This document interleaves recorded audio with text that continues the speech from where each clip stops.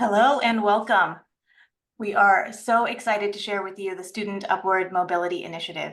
My name is Karishma Furtado, and I'm a co-principal investigator on SUMI and a senior research associate at the Urban Institute based here in St. Louis. You'll get to see and meet more of the team in a few moments, but before we do that, let me get some housekeeping out of the way. First, this event is being recorded, and that recording will be shared on our website afterwards for your benefit and the benefit of those who are unable to join us today. Second, if you need or want them, as some of you have already noticed, you can turn on and adjust captions using the live transcript button on your screen. Third, if you want additional information about each of today's speakers, you can find that on the webinar's event page and linked here in the chat. Fourth, as you may have noticed, you have been muted. We anticipate a lot of us, there are already a good number of us in the event, which is a wonderful thing, and we want to keep things manageable. But that doesn't mean we don't want to hear from you. So please do put your questions and comments in the Q&A box, and Emberlyn and others from the SUMI team will be monitoring, and we'll make sure to get to as many of them as possible during the Q&A session. And finally, you can engage further with us online using the hashtag #LiveAtUrban. We'll also leave you some other ways to get in touch with us. So I've already said my welcome. I've already said hello. I've already shared my excitement for what lies ahead. So why don't I go ahead and tell you more about what we're going to get into today with our agenda. Bottom line, getting straight to the point of it all, this is a funding initiative, and we're looking for exciting work to support, and hope that that might include ideas of yours. So we'll tell you a little bit more about the initiative's motivation, its theory of change, team, and supporters. Next, we'll share how we're thinking about some of the initiative's foundational conceptualizations related to education and upward mobility. We'll then move into the specific areas of interest we're looking to fund work in for our 2024 RFP. We'll tell you how to apply, and we'll close with some next steps and Q&A. So with that, let me hand things off to my colleague, Matt Chingos, to tell you more about SUMI.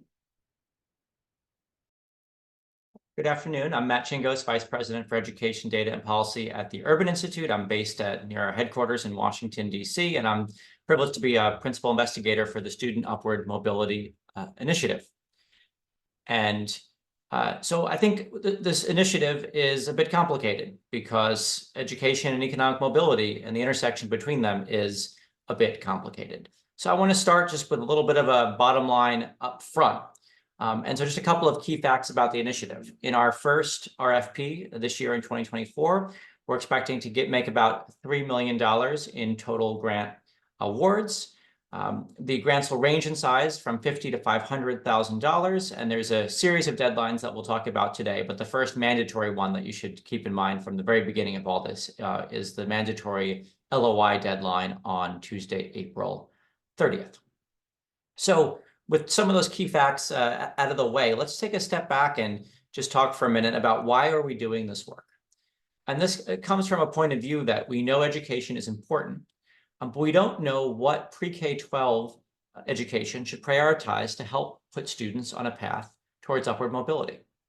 And we also know that a lot of other things matter, including many beyond the control of students and even schools. And we need to understand those so that we don't take an overly individualistic view of what is fundamentally a systems problem. So the goal of SUMI is to identify a priority set of pre-K-12 measures of skills and competencies that forecast upward mobility. Because we think if we knew that, it would empower educators and policymakers to make better decisions on behalf of students. And so that's why we're doing this work. How are we doing this work? So SUMI is going to fund the next generation of research and development around this issue of education and upward mobility. And then we're not just going to make the grants and let other folks do the work, although that's a big part of the initiative. We're then going to take back what we learned. We're going to translate it. We're going to synthesize it. And we're going to disseminate it so that it can really make a difference for the field. And in order to be successful, we know we also need to do a good amount of field building. We want to see more people working at the intersection of education and economic mobility, so that we can get the kind and amount of work that we need to really move the field forward. And so this year's funding will work through three core strategies. First is to develop and strengthen measures of pre-K-12 skills and competencies that drive upward mobility. Second is to validate measures that drive mobility, so not just create new measures, but find measures that currently exist or might be created in the future and confirm that they actually do make a difference for upward mobility. And third is to make sure the needed data infrastructure exists. And that third strategy is not going to be through this first RFP, but we'll talk a little bit more about that later in the presentation. So to tell you a little bit about us, 6 core members of the SUME team, all kind of working behind the scenes here at the Urban Institute to make all of this happen. And so at various points today, you'll hear from 3 of us, may interact with others, but in general, in terms of reaching out to us directly, encourage you to go through that sumi@urban.org email address we'll put up on a number of the slides just to facilitate and streamline communications. We also benefit from a really fabulous advisory council. This group of folks has already helped us improve the RFP that we've now published when we launched. Going forward, they'll be advising us on grant-making strategy and really helping make sure we meet our goal, which is that we want the research we fund through this initiative to be, of course, of high quality, and these folks will help us make sure that's the case. But also want to make sure that the whole is greater than the sum of its parts, because this isn't just about funding individual good research projects. It's really about moving the field forward. So there's also what we call the broader SUME family, and we're of course very grateful to our funders, the Walton Family Foundation, the Bill and Melinda Gates Foundation, and the Joyce Foundation. Want to note the role played by Rockefeller Philanthropy Advisors, which is the initiative's fiscal sponsor, and that means that funding for the initiative runs through RPA, and the grants will be officially made by RPA, and the grant agreements of the grantees will be with RPA, so just so that's clear from up front. And of course, there's many other folks who have been a part of this broader family who have provided their input and perspective over the last couple of years as we've designed this initiative, ranging from policymakers to educators to advocates to parents to community members who are close to this issue. And so with that, I think to really get into the meat of this, we need to first ask, what do we mean by economic mobility? What do we mean by upward mobility? And how are we thinking about how students and schools fit into broader systems and structures? So with that, I'll turn it over to Karishma, who's joining us live from St. Louis today. Thanks, Matt. So in just a moment, we'll talk about our funding priorities for the 2024 RFP. But before we do that, as Matt noted, we want to share a bit more about some conceptual foundations related to how education can affect mobility, how individuals exist in context, and how we define upward mobility. We share these fundamental orientations so that you can begin to digest them and hold them in your mind as we move into more of the funding specifics for this year. So we'll work from the goal backwards, starting with our definition of upward mobility. SUME embraces a pretty broad definition and endorses efforts to be inclusive of, but not solely focused on, economic success.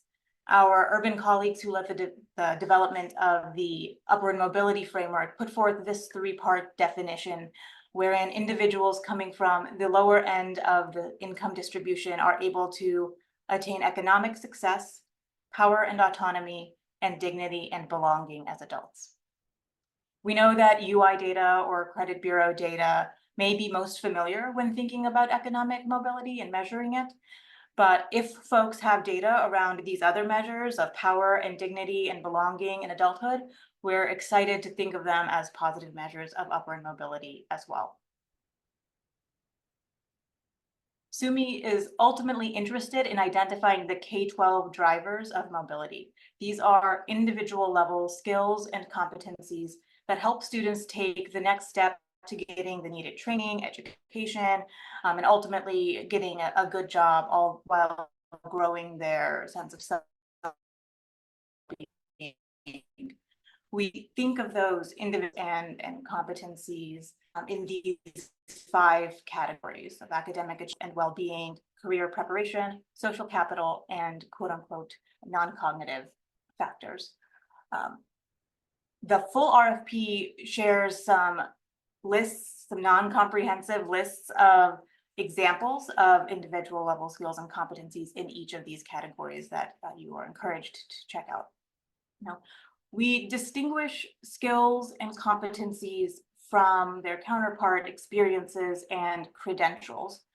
For example, we want to know what math skill sets students what math skills set students up for upward mobility, as opposed to the math courses that they've taken.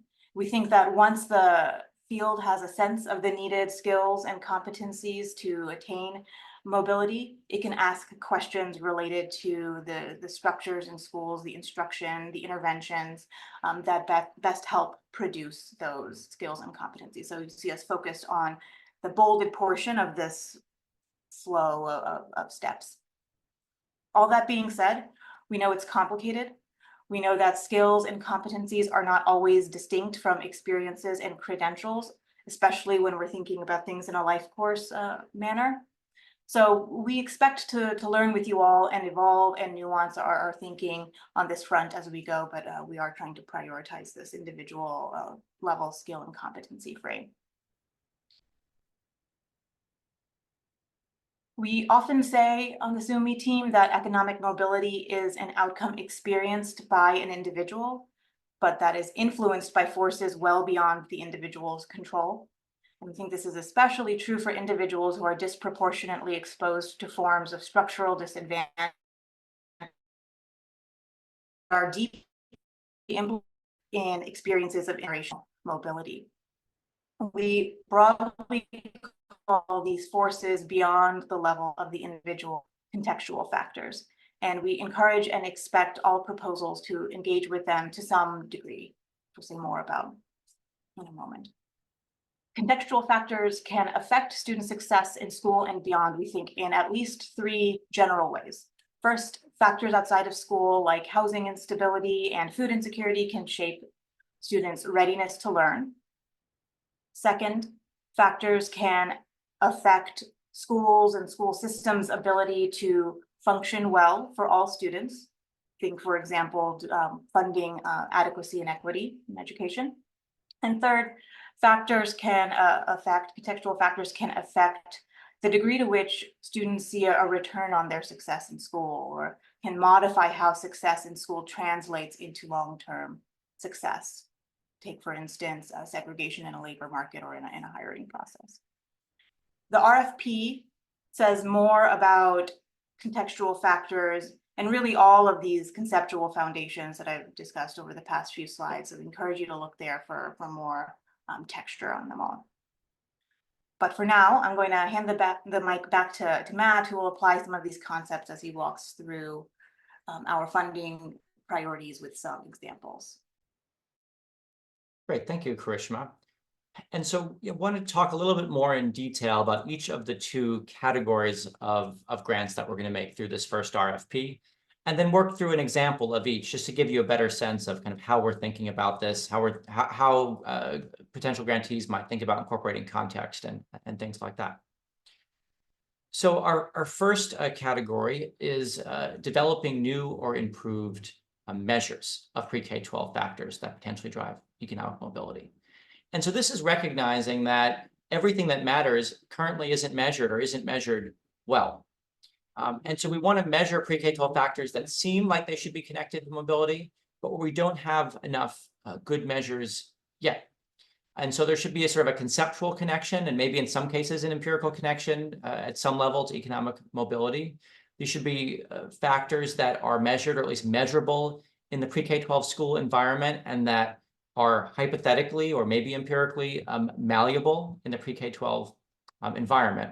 But we're not expecting folks to connect these to economic mobility just yet, because, as I said, in some cases the measure doesn't exist, or a measure doesn't exist, but we need a better measure. And so to give you an example of what a measure development project look like, could be a project in the sort of our non-cognitive factors bucket, about developing a new measure of higher order skills like teamwork, say using a digital learning platform.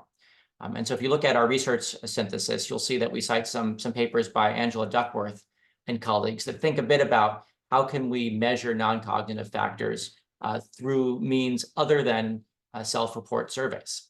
And so a project might say, hey, there's this digital learning platform that captures a lot of information about how students interact, and maybe there are non-cognitive factors like persistence or teamwork or what have you that could be measured. Such a project maybe would also have a survey component, right? Maybe the survey component would use more traditional, perhaps more validated measures of those same non-cognitive factors, and then say, well, at scale, if we were to measure this in a school district, it would be lower cost and perhaps kind of less prone to gaming in a higher stakes environment to use the digital platform. But we're going to use the survey in a low stakes environment to help us get a sense of how these measures perform and how we might construct them using the kind of more administrative data from the technology platform. And so as Krishma talked about, we really expect all funded projects to think seriously about context. And so just some examples of how in this hypothetical project that I'm talking about here, how you might do that. One way would be to disaggregate findings by race, ethnicity, and gender. But of course, just doing that disaggregation isn't enough. We really want folks to engage in a discussion of why things are different and in bringing in some of those systemic and structural factors that Karishma talked about. And a more kind of specific example here could be to measure alignment of this sort of new measure that gets developed through this hypothetical funded project with self and teacher evaluations of the students' non-cognitive skills, teamwork in this example. Could even think about how that alignment differs by student factors and by the concordance between student and teacher dimensions of identity, like student-teacher race matching. So that's our first bucket on new measure development. Of course, there already are plenty of things we do measure in pre-K-12 education that potentially drive economic mobility. In some cases, we already have some evidence drive economic mobility.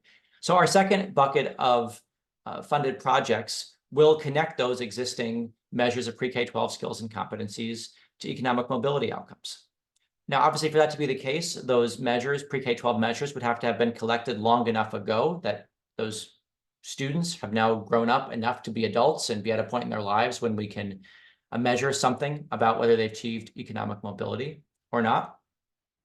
We expect most of these analyses to be correlational, but we're very open to and interested in causal analysis to the extent that that's feasible. And once again, we're going to want to be looking for folks to look at heterogeneity of relationships by factors like race, ethnicity, and gender. So to give you an example here is different types of math skills. So we have a number of studies, and if you go to our research synthesis, and I assume at some point we'll put a link to that in the chat, we go through all the studies that link measures of math skills to adult economic outcomes. In most cases, that's wages. As Krishma talked about, we're very interested in a broader conception of economic mobility than just wages, but in a lot of cases, that's what's possible with the available data. And so we have a number of studies showing that students, when they're in K-12, who score higher on whether it's the AFQT and the National Longitudinal Survey of Youth in the late 70s and the later version in the late 90s, or if it's on a state-administered standardized test, students with higher scores, including in math, have higher wages as adults. So a way to build on that might be to say, well, which types of math skills seem to be most strongly correlated with earnings in adulthood or other measures of economic mobility. And so in this hypothetical project, maybe you have data from test subscales of math. Maybe you have data on measures of geometry achievement or trigonometry achievement or algebra, or even within that kind of finer subdomains. And those are old enough, maybe they're from the late 90s or from the 2000s. It's been enough time that you can connect them to former students' earnings when they become adults. This hypothetical project would then look at correlations between some of those different subscales of math achievement measures to adult earnings. Once again, integrating context is very important. Once again, we want folks to disaggregate by student characteristics like race, ethnicity, and gender, but we don't want them to stop there. We don't think that's enough. We also want to see structural discussion of findings and sort of looking to the greatest degree possible at intersections with some of these systemic and structural factors. And so just for an example here, this hypothetical study could engage possibly in an empirical way with how that relationship between the different math skills and adult earnings is moderated by factors like occupational segregation and labor market discrimination. So we don't just get sort of one set of numbers, but we understand, how these relationships play out in different kinds of places, where there are these different factors outside of education that affect how pre-K-12 education translates or doesn't translate into economic mobility. Now, our third bucket, which isn't part of the RFP, is around data infrastructure. And this is just really acknowledging that there are real challenges when it comes to linking pre-K-12 education to economic mobility, because that's covers in many cases a long period of time, and we don't always follow students, over that big chunk of their life course. And so to the extent that you may apply for a grant and have some costs in there to make some of those data linkages, those are very much allowed costs. But we're also interested in supporting the construction of data assets that could really help move the field forward, and that could lead to multiple SUME-style projects and even SUME-funded projects in the future. And so this aspect isn't directly a part of the RFP, but if you have ideas for creating data assets that could be made that would enable you to follow students from pre-K-12 education into adulthood, to capture measures of economic mobility, whether it's wages or other broader dimensions of mobility, we're very interested in potentially supporting that. And so we encourage you to reach out to us at sumi@urban.org, share some of those ideas, and as is appropriate, we can have some conversations and think about whether that's a place we can make an investment, because we do have some resources set aside to make those kinds of investments that wouldn't benefit just one research project, but that would lead to data infrastructure that could really benefit the field and support multiple research teams. So that's sort of more of an in-depth rundown of this year's RFP, which sure you're probably now wondering, well, how does this work for me? How do I apply? What criteria are you going to be looking for? So now, live from Atlanta, we'll go over to my colleague, Maggie Reeves. Thanks, Matt.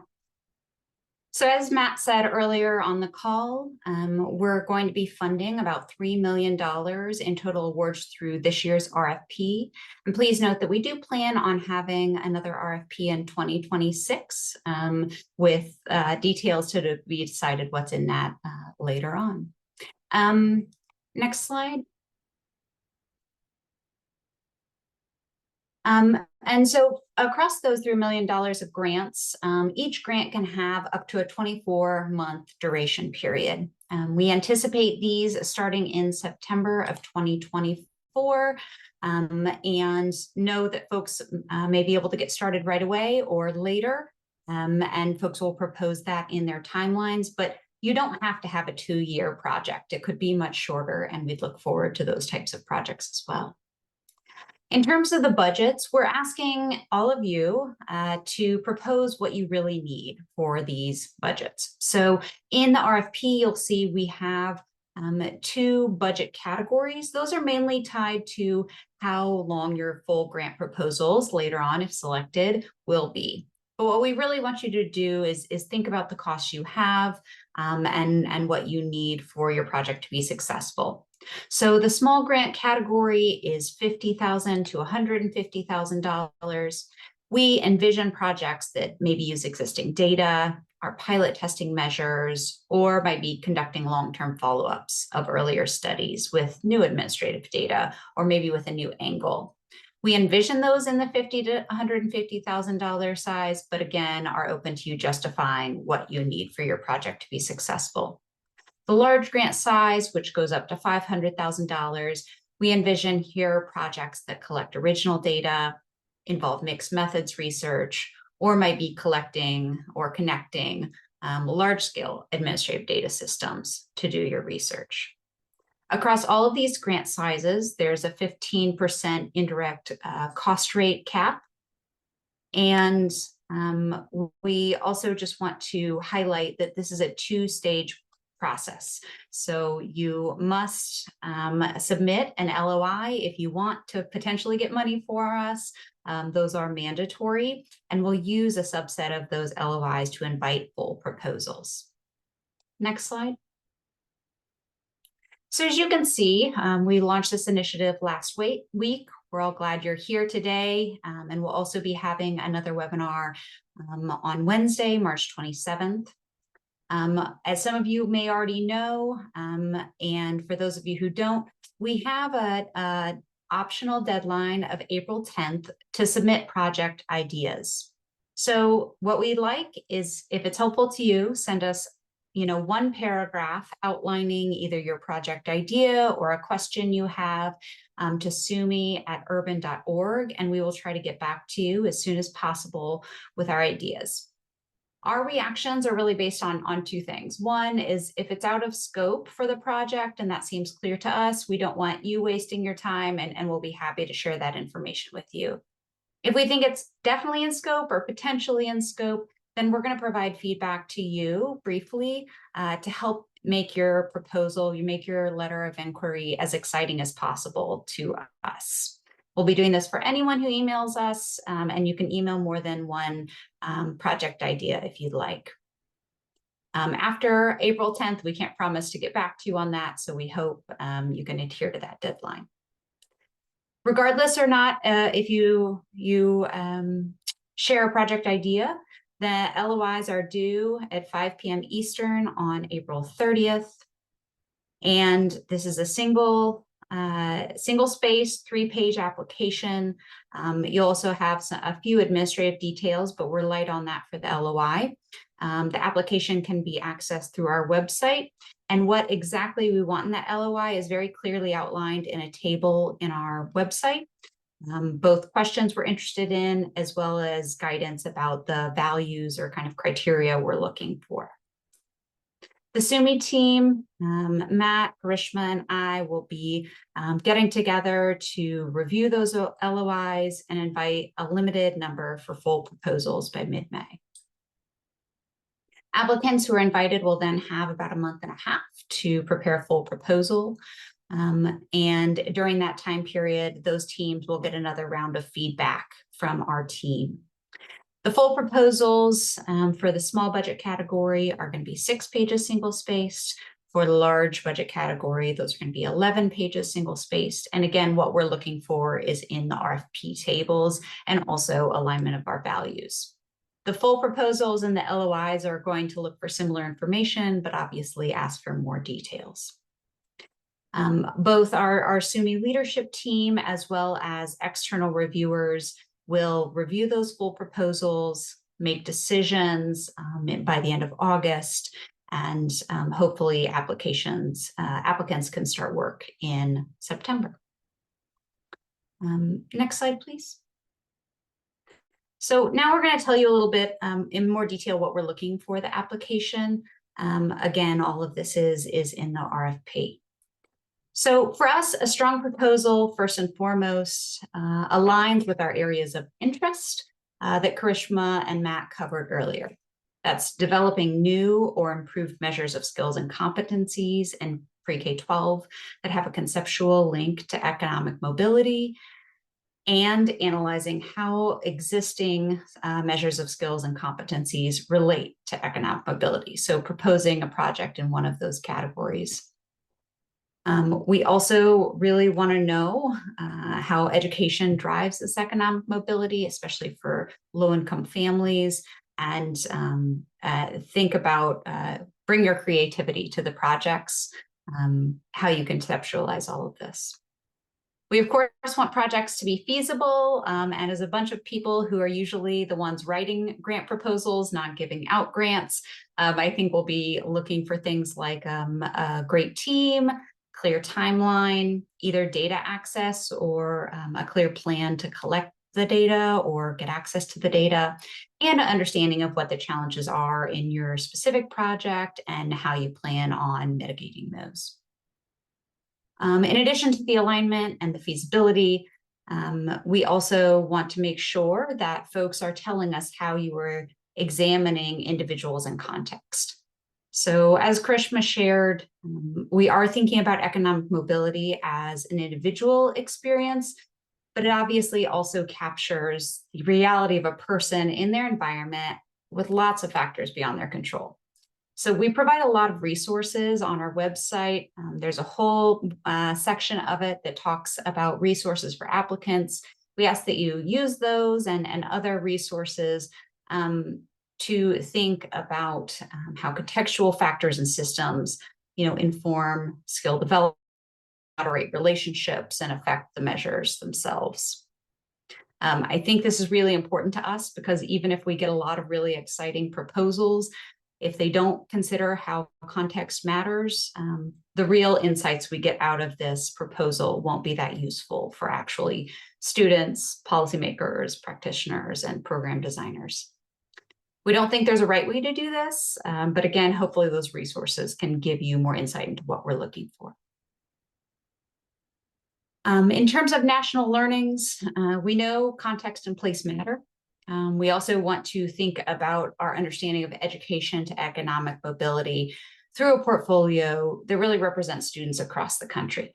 So we envision some projects might have national level data, many more might have more place-based data, and we'll ask in your application for you to tell us how that your findings might relate both to other locations, other populations of students, etc. We really want to understand how we can learn broader lessons while also getting the richness of individual place and context. We are hoping, obviously, to, in the long term, increase the economic mobility of students that are most likely to be stuck in intergenerational poverty. So in thinking about this, we need to, illuminate and explain differences in reasoning for drivers by race, ethnicity, gender, and other individual characteristics. We expect all studies, at the very, very least, to explain why findings vary by different populations of students. But we hope you go a lot deeper to showcase how your team thinks about equity throughout the research process. In addition, on our end, we're committed to modeling equity as a process by encouraging emerging scholars from minority-serving institutions, scholars of color, and other scholars underrepresented in the social sciences to apply. In terms of rigor, as a life course outcome that was mentioned by my colleagues, this education to economic mobility really spans child development, education, employment, and other domains. It's complex and it's multi-dimensional. So we hope both for the interdisciplinarity that scholars from across different disciplines can bring to that. We also hope that they'll bring rigor that is appropriate for their field of study.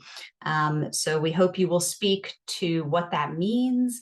And we really value all forms of knowledge. And so we hope that where appropriate, different uses of approaches such as community-based methods and participatory action research would be very valued. And again, as you saw on our advisory council, we have been trying to model this interdisciplinarity research from the beginning by encouraging scholars from sociology, psychology, economics, behavioral science, system science, and more at the table from the very beginning. Next slide. So we've presented a lot today. I know there are a lot of questions coming in, and we want to make sure we have tons of time for that. But before we kind of go into that, just want to come back to, at the very, very basics, what we're looking for in this RFP. So across many types of skills and competencies across academic, non-cognitive, health and well-being, social capital, and career preparedness, we're looking for teams to either develop new or improved measures of skills or competencies, or generate evidence on how well one or more existing measures of pre-K-12 skills and competencies are correlated with economic mobility. For the measure development side of things, these studies must have a theoretical link to economic mobility, and you can tell us all about what that is in your application. They must be measured currently or potentially measurable in the pre-K-12 school environment. And we think at the end of the day, you need to make the case that they are skills or competencies that can be malleable within the school context. And again, to get a little bit of insight of how we're thinking about this, on our a resource page, we have a whole list of skills and competencies to really help motivate your thinking.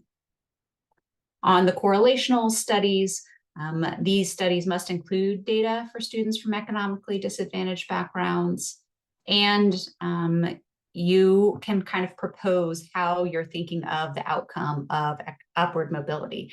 So that might be economic success, that might be power and autonomy, that might be measures of dignity or sense of belonging. Across all of these, again, we need to think about how students' contexts matter for them, of course, for the research design, and for the way we can interpret results. So with that, I will wrap up on the next slide, and then we will get to your questions. So if we haven't mentioned it 40 times already, you can find the full RFP, many resources on studentupwardmobility.urban.org. I also want to call your attention to a photo blog that we have where highlighting some community members, and this will be updated in the coming months as well, with more stories of community members, both teachers and parents, who told us what it means to them for students to be successful. And we also document on our website not only their stories, but also how we integrated their voices into the development of this RFP. So I hope you'll take a look at that as well. You can also sign up to stay up to date with SUMI as we start doing more translational research and start funding projects, and really want to build, again, this group of folks who want to be part of the education to economic mobility kind of scholarship and field building. So you can sign up there with a link coming in the chat. Please share this with colleagues as you see fit. And again, before April 10th, many of you already have, which is so exciting, but please feel free to submit a one-paragraph idea for quick feedback. I'll also flag for any of you that are hopping off before the FAQs, we will have an event survey, which is really helpful for us since this is our first time running a grant program. So with that, I will pause and we will start to get to questions.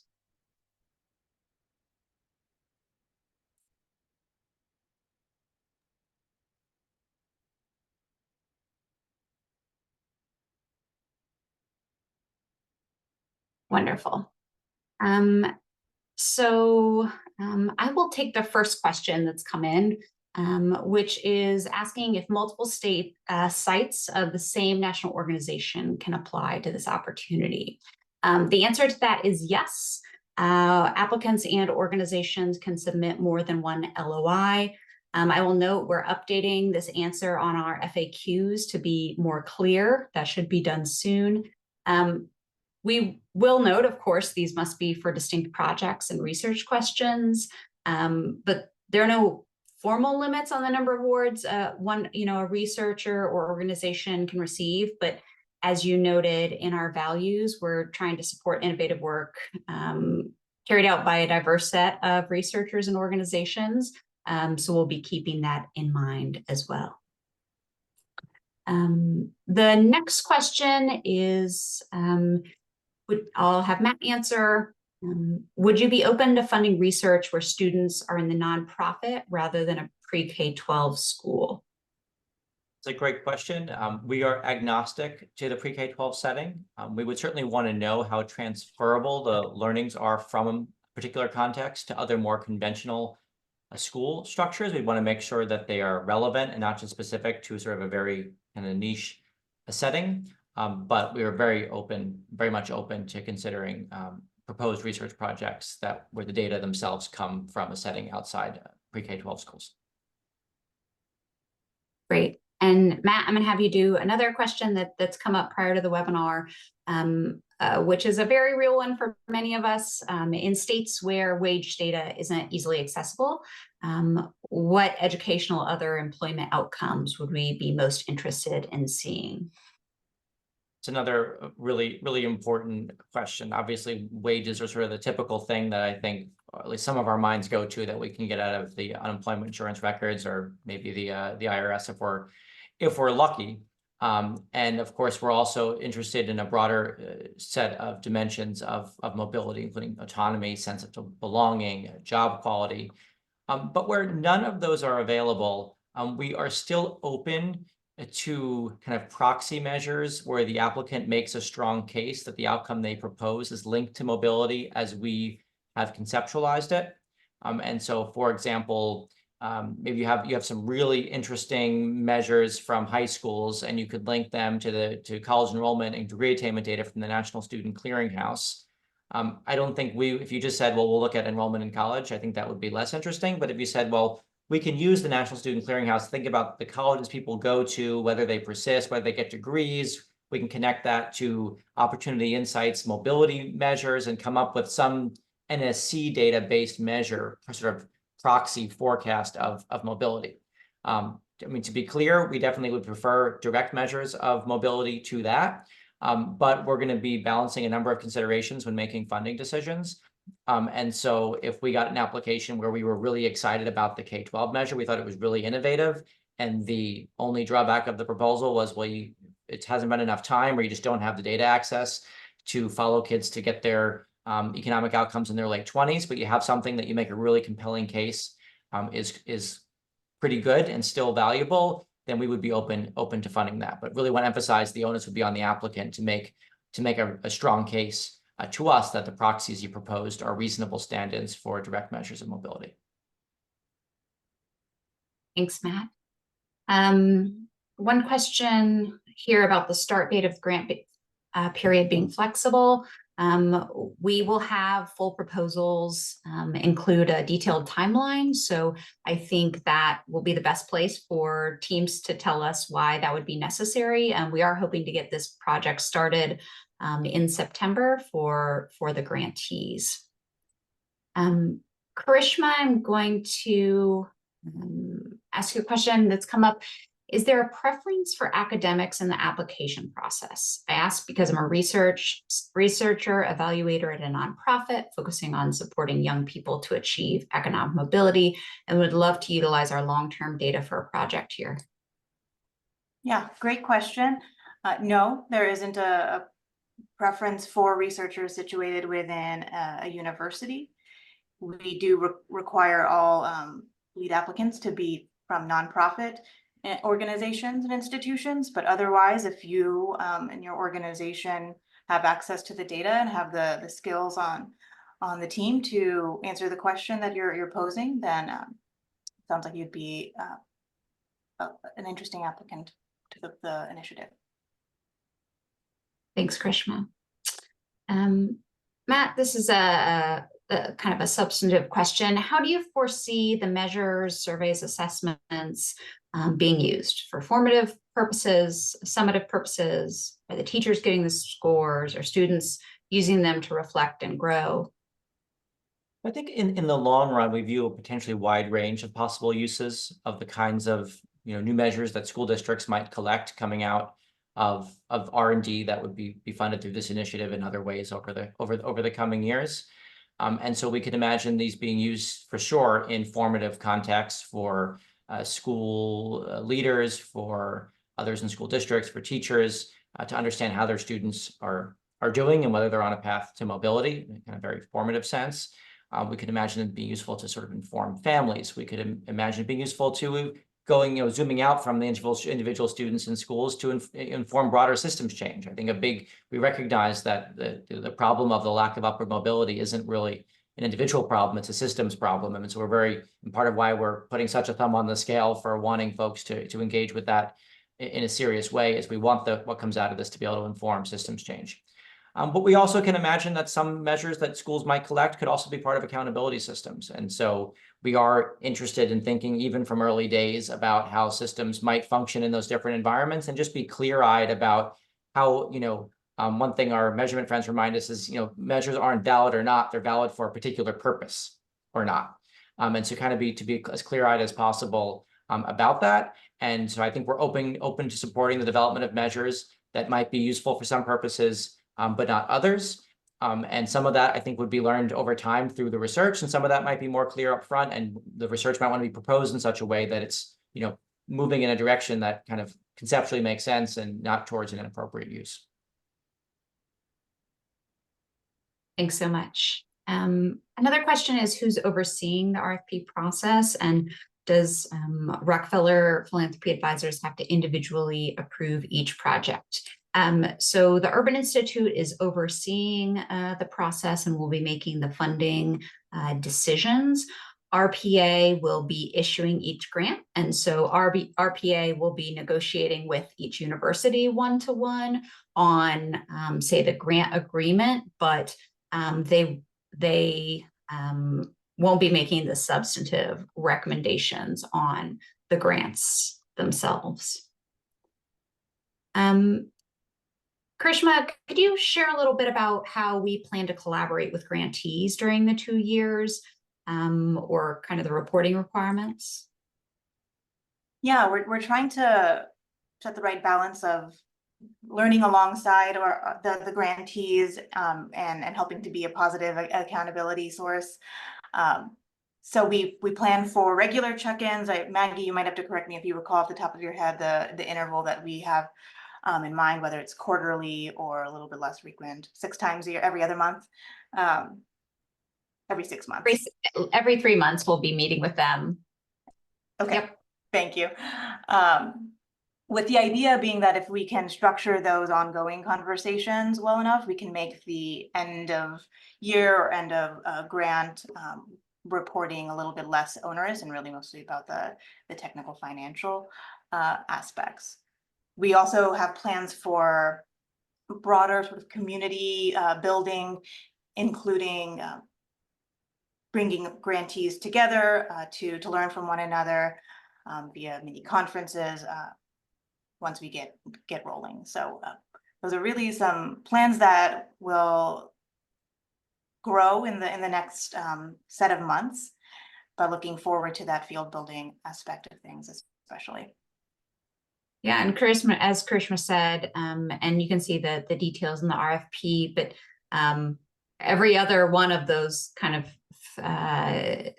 intervals will be all the grantees coming together to share what they're doing. I think especially because we're hoping to pull people from very different fields. We want to be learning together, and also understanding kind of what the bigger picture is as we go. Matt, there's a question. Is there an interest in subnational focus studies? Absolutely. My expectation is there aren't a whole lot of data sets that span the entire United States and its territories. And so not only is there interest, I would expect that most of the work we fund would be in a place or a particular set of places within the country.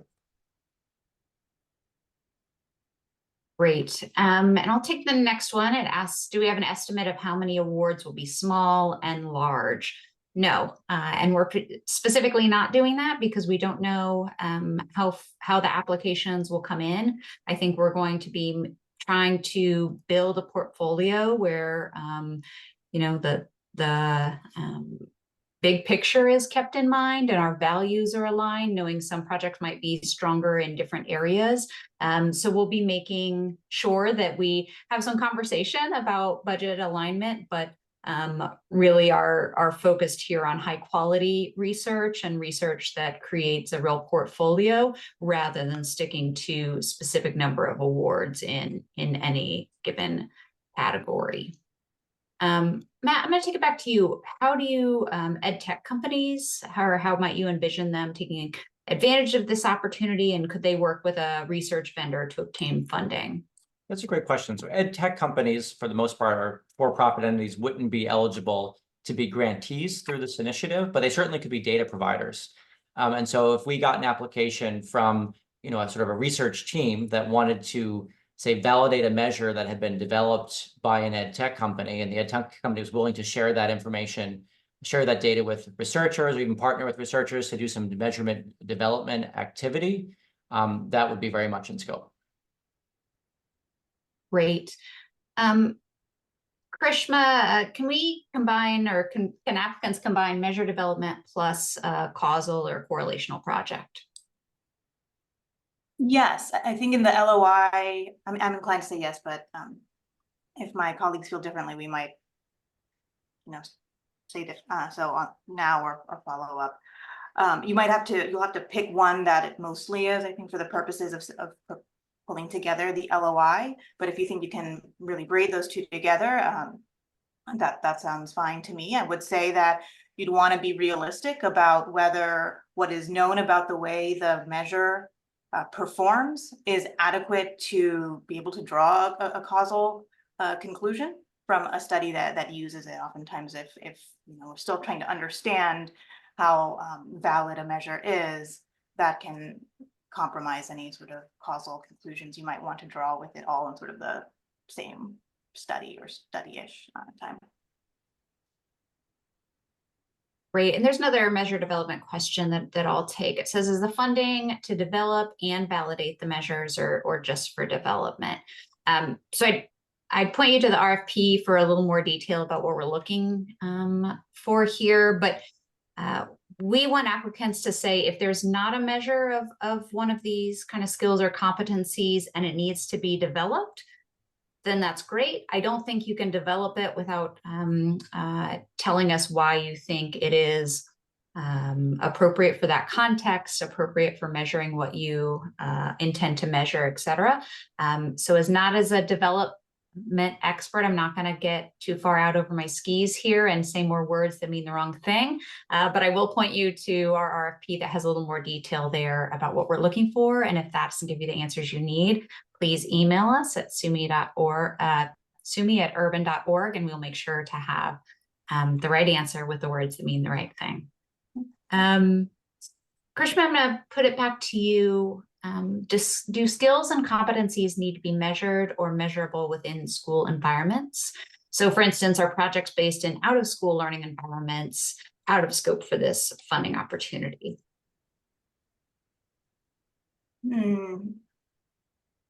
That's a good question. And team, I'm not sure if we have a hard and fast answer to it to provide on the fly. How hard have we drawn the boundaries around school? Do extracurricular after school spaces count as being measurable within the school setting?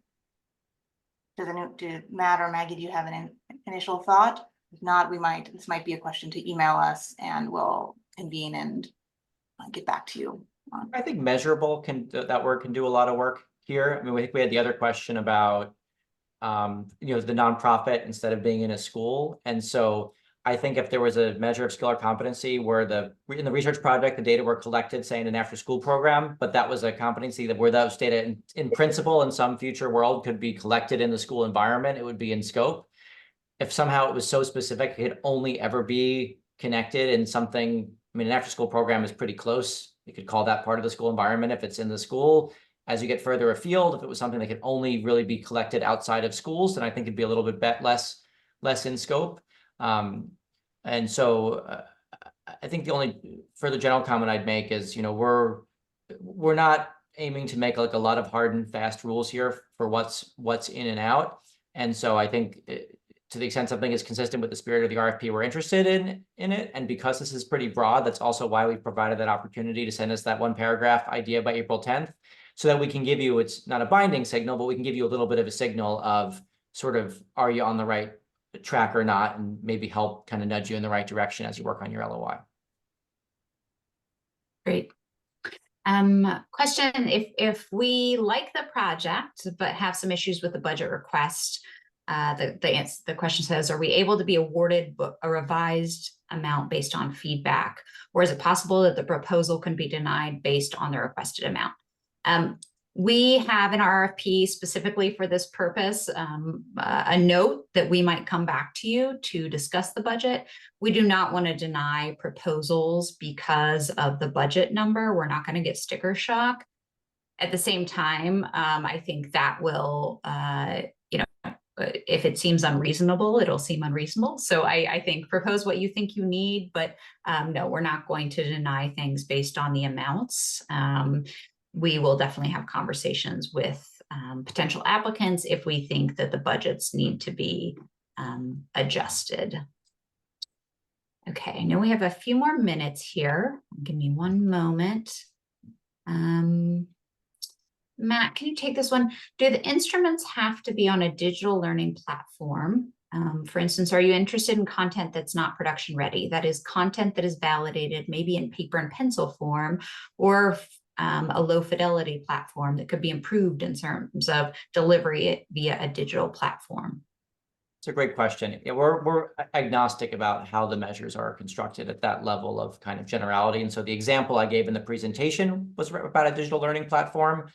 But if an applicant has an idea for a research project that would be based on sort of survey-based pencil and paper forms, of course, we'd want you to think about, well, how might that scale in the future? But if you have sort of a theory for here's how it would start here, and maybe it's scalable as is, or maybe it's not scalable as is, but you have sort of a hypothesis for why you want to start there before moving in a different direction, that's perfectly, we're very much open to that.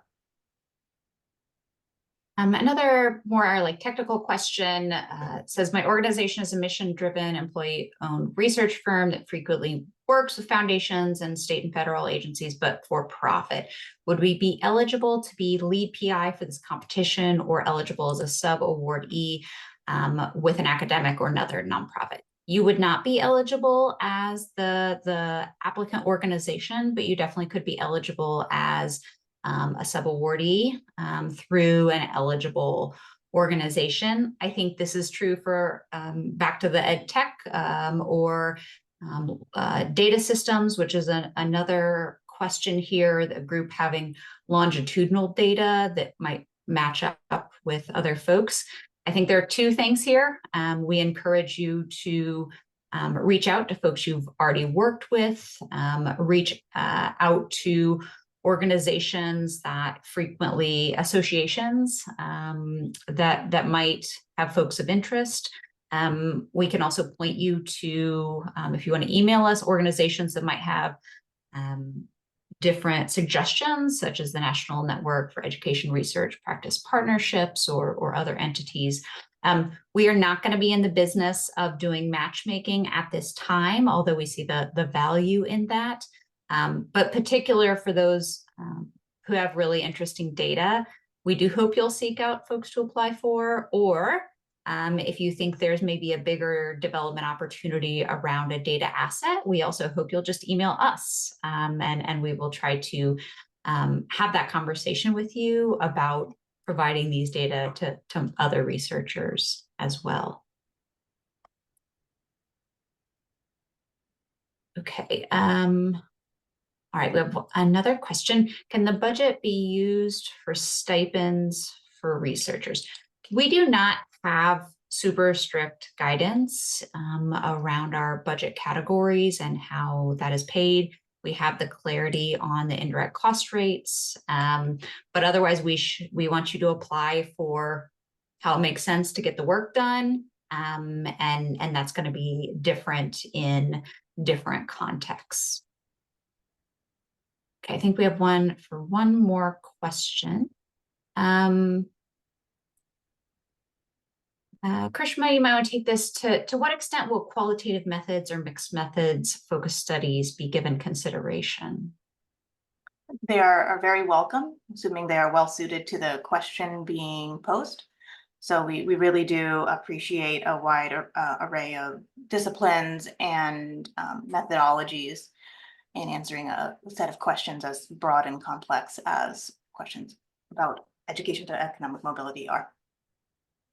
Great. And I'm going to sneak in one last question, which is, would early childhood be in scope for this initiative?